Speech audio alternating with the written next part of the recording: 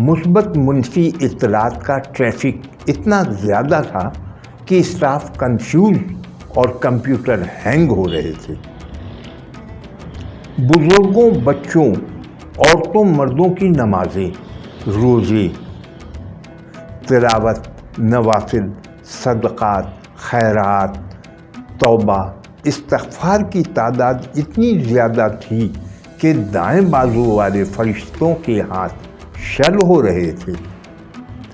Gas बिजली की load shedding, मुँह ज़ोर महंगाई का अज़ाब, बेईमानों की मनमानी और रमज़ान ट्रांसमिशन के सताए लोगों की बद्दुआएं इस कदर थीं कि बाएं बाजू के फरिश्तों के पर मफलूज हो रहे थे।